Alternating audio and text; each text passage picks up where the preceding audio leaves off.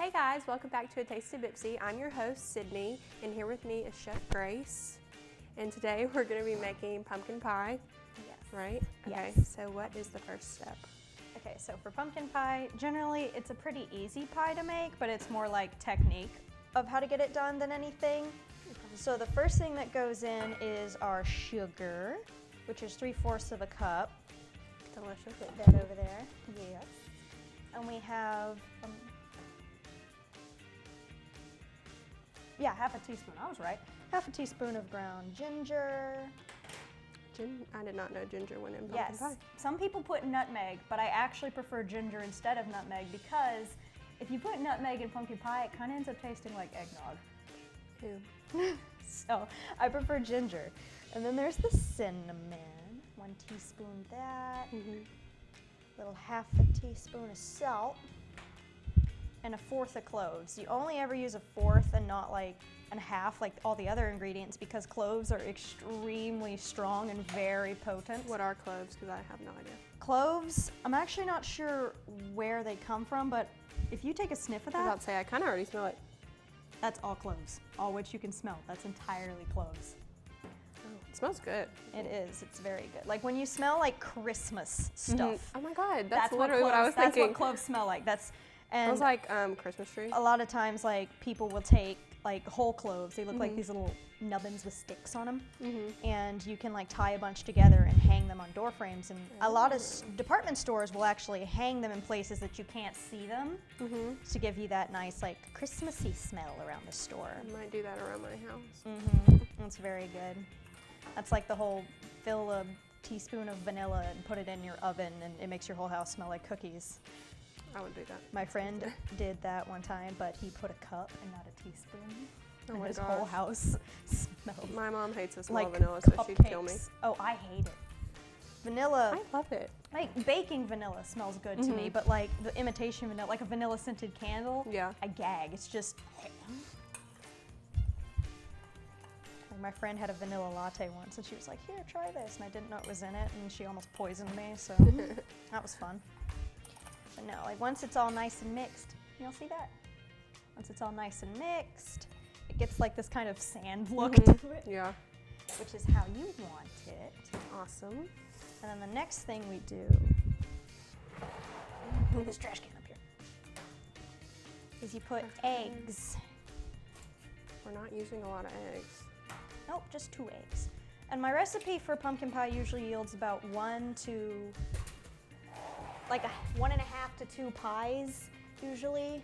Like it depends on how much mix you pour into the pie itself, because it really, if like some people like thicker pies, some people like them skinny. It really just depends I on. like thick. Me too. Yeah. So it really just depends. You always smush your eggs down. I did not know that. Yes, I'm always learning you good break stuff the here. yolk. It makes them fluffier. Or maybe I'm just crazy and I just like. Well, I do like don't know. fluffy eggs, so that's good to know.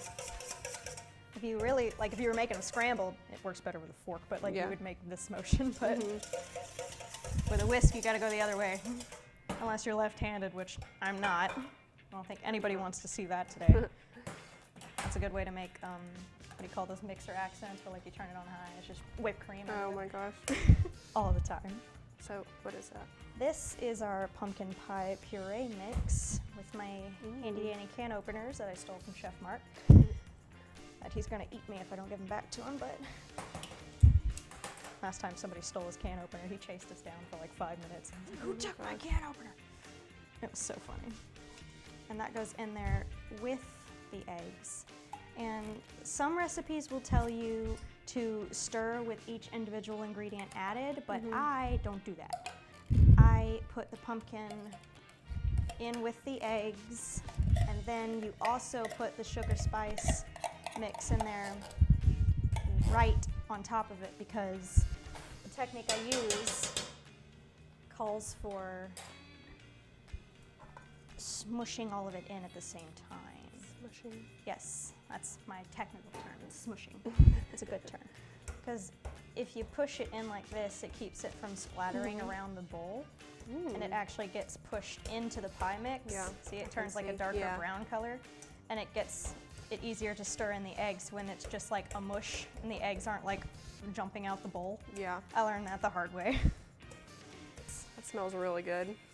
Just wait. It gets better. I'm so excited. And this is evaporated milk.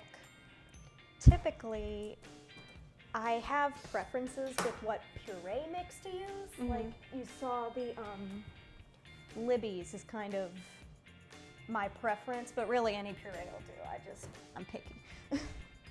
But as far as evaporated milk goes, you can use pretty much any of them. Again, I prefer Carnation evaporated milk or this one, Glenview Farms, because they have a sweeter, more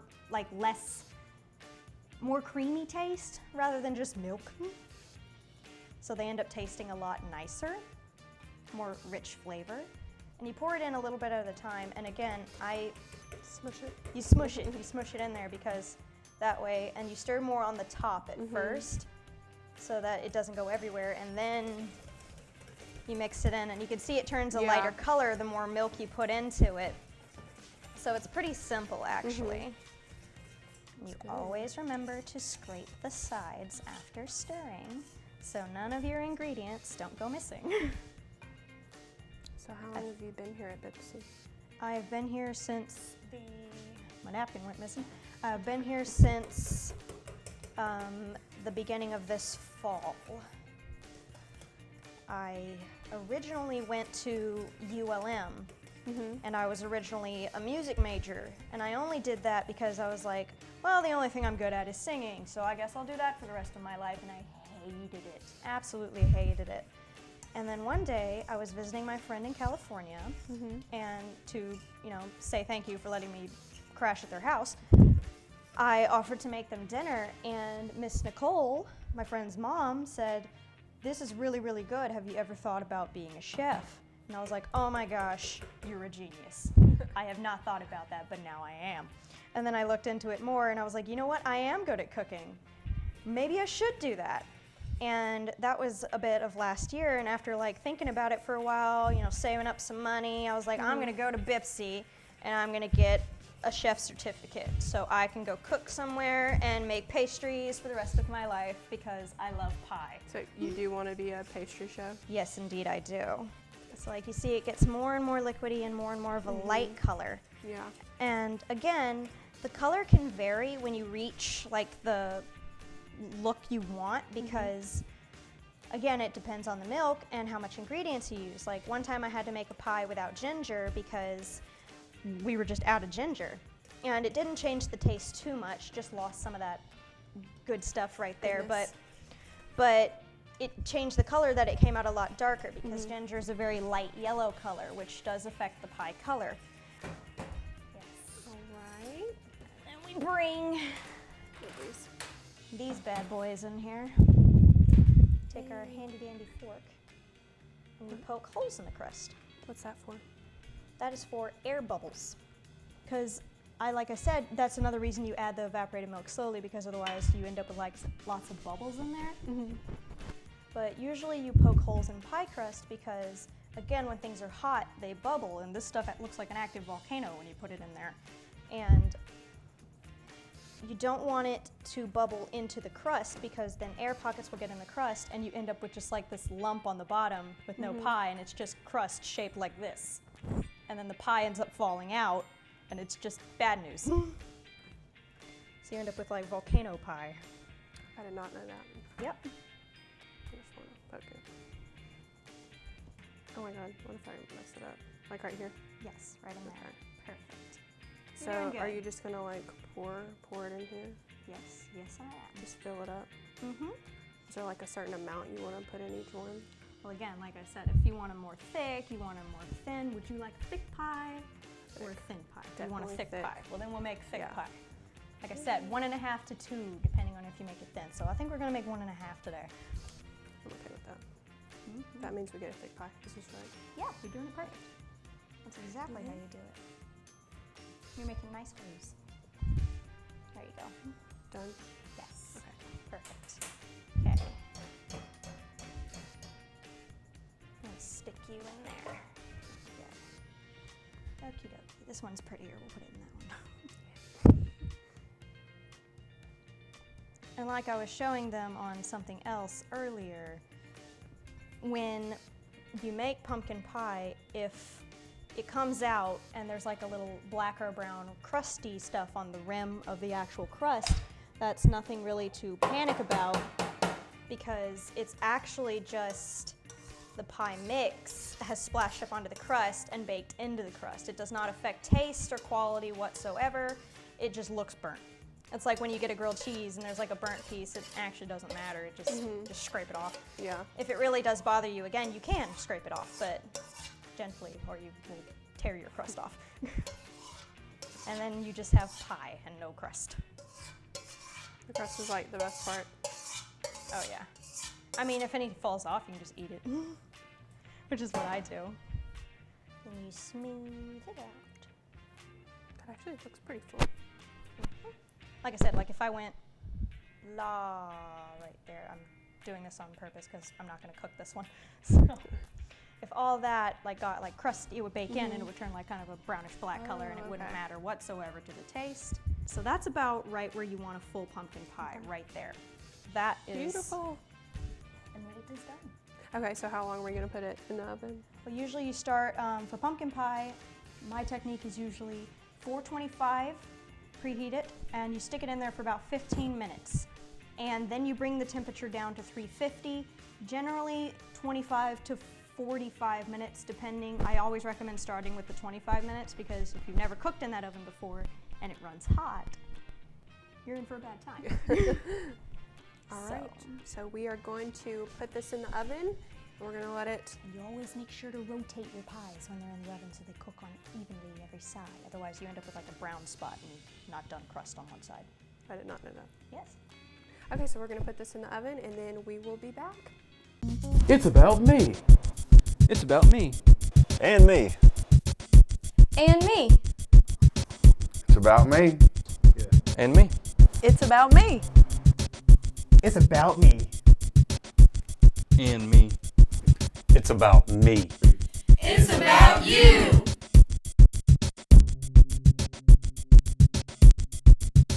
Okay guys, we're back. Now we have our pie.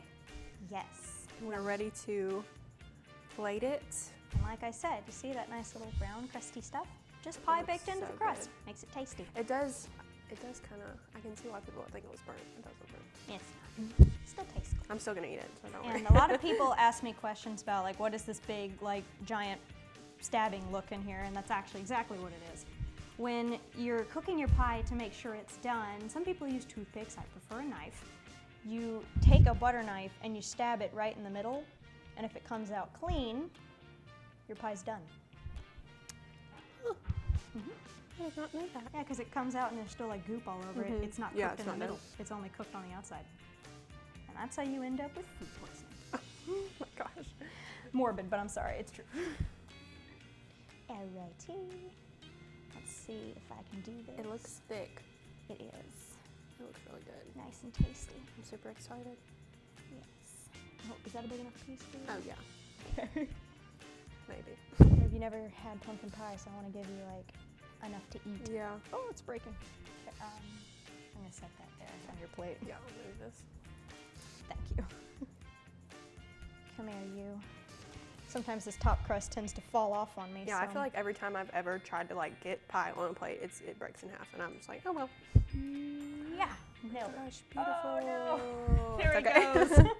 Okay. As I was saying, he usually just goes off. So and now, whipped cream yes, that you made yourself, right? I did homemade whipped cream. It comes How'd out. you make it? Oh, homemade whipped cream is easy. You get like a stand mixer or like one of the ones you hold. I recommend that because if you're sitting there, you're going to be there for an hour. You try to do this by hand. Nobody can physically move fast enough to do that. So what you do is you take about a cup of heavy whipping cream, about 4 tablespoons of powdered sugar, and a teaspoon of vanilla extract. And you put it like on low until it like is not at the point where it's going to splash out if you turn it on high. You should always like throw something over it if you're using stand mixer, like a towel or something. And then you put it on really high. And when it starts to look fluffy like this, It does and look can super, get kind super of fluffy. floppy like that, then you're at the right It point. looks so good. It tastes good too. My whipped cream usually comes out with a nice like kind of mousse almost texture because I whip air into it. Because like again, they say you should cover it when you're whipping it, but I start off without the towel and then I put it over because then air gets whipped into it and it makes it fluffy. Nice. Oh, thank goodness. Okay, Goodness. I'm gonna try the end with whipped cream, of course. Yes. I'm super excited. Get you a nibble. Oh my gosh. Oh my god. It's so good. I know, right? And I'm happy you've never had it before and you get to have mine. I've been missing out all these years. Well, I feel special now. It's your first pumpkin pie. all right, guys. Well, this has been a Taste of BPCC. We'll see y'all next time.